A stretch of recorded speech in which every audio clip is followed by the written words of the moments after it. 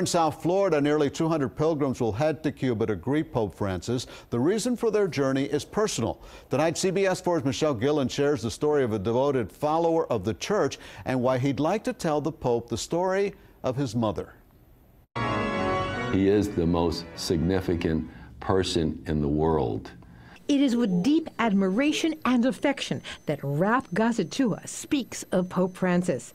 And it's that poll that will bring him, his wife, and children to Cuba this weekend to proudly be a part of the Miami Archdiocese delegation and listen. It's a very clear message that he's following the path that Jesus Christ did, which is let's go out and visit our people. Let's don't abandon them. He's the president and CEO of a successful family-owned business, WTDC, a foreign trade zone. But he's a man of many hats, with one undercurrent: to care for and respect others. He's a volunteer chaplain for the Miami Police Department and for inmates in South Florida prisons.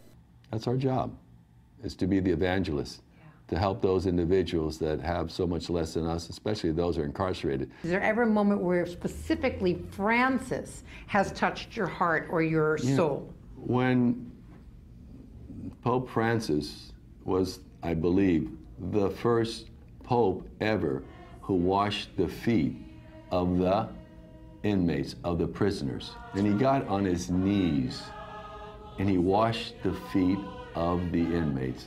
That not only touched my life as a person dedicated to detention ministry, that when we went to church, to chapel, the inmate said, did he really do that? If you had 3 minutes alone with him, how would you use that 3 minutes?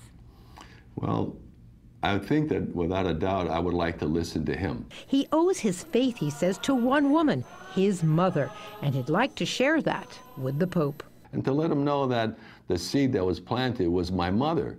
My mother, while raising me, she said, Ralphie, remember, take care of those people that have significantly much less than we do.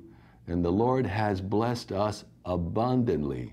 So I would share how my mother was so significant. Recently in Cuba for the opening of the U.S. Embassy, this rendezvous with Francis is almost too much to imagine. And hopefully we'll have our legacy of our family to be able to be with the Holy Father whenever he comes to our territory. So that's like a major bucket list. Back of the family business, a mirror he hopes of principles he tries to live by.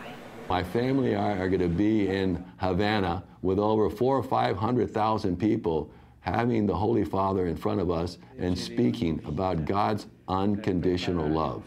That's going to be incredible. It certainly is. Now, there's plenty of praise for Deacon Ralph's father, who was the business visionary in the family. But indeed, it was Mom who shepherded the spirit of the family. And guess what? His brother ministers to the sick and poor. His sister has a ministry devoted to helping battered and abused women. I think the Pope will have a thumbs up for this family. Back to you, Elliot. Family with big hearts. Michelle, thank you. And right